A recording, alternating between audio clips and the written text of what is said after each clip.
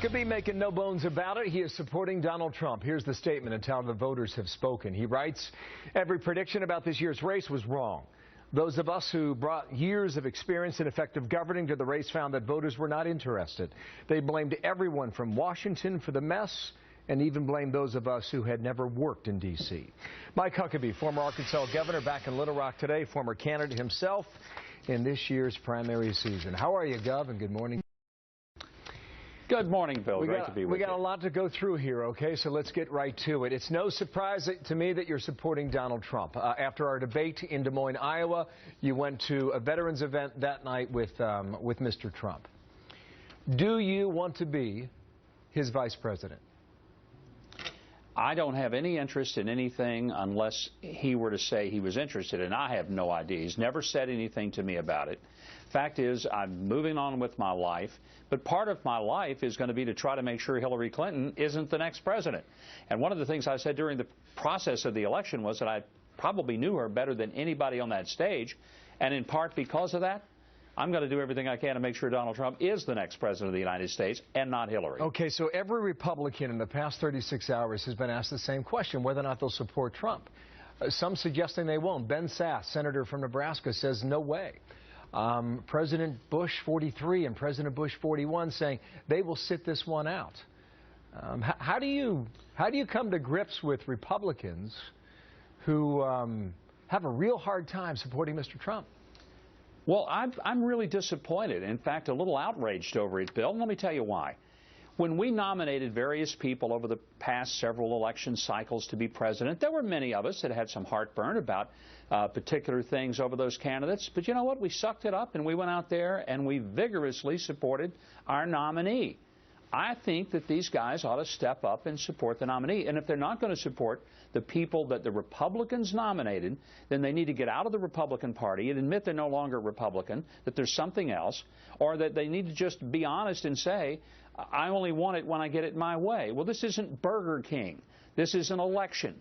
And you don't get it all the time just like you want it.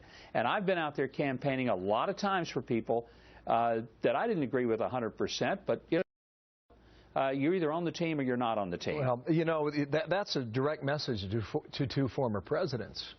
And that's fine. But I went out and supported both those presidents. And I did it even though there were specific things that I had some misgivings about. But I did it and never flinched, never looked back, and never had any doubt about what I should do. And what they might argue is that the contusions of the campaign run deep in their family. And a lot of the back and forth was personal. And I know that happens in politics, but sure, obviously these waters run pretty deep. And what they would argue is that Trump's not a conservative. Well, I would argue that Hillary Clinton is certainly not a conservative, and anything that doesn't help Trump helps Hillary. I just don't think that they want to go there. Now, look, I understand because of some of the personal things that they may want to be less than supportive, and by that, they could simply say, I will support the Republican nominee, and that means I won't say anything bad, and I'll just kind of stay out of it. That I get.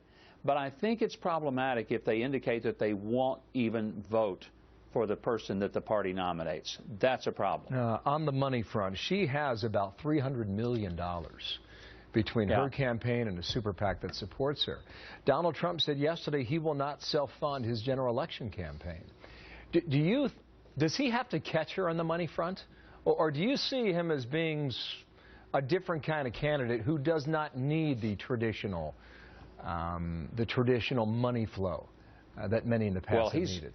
You know, Bill, he's already proven he doesn't need anything that's traditional. This guy has defied political gravity from day one.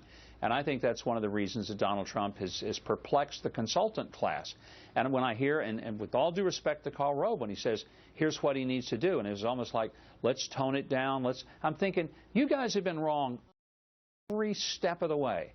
Why would Donald Trump start suddenly listening to the very consultants whose advice would have never allowed him to be the front runner? Besides, Donald Trump has a masterful gift at being able to get media attention that he doesn't have to pay for. If the rest of us had been so skillful, we might still be on the stage.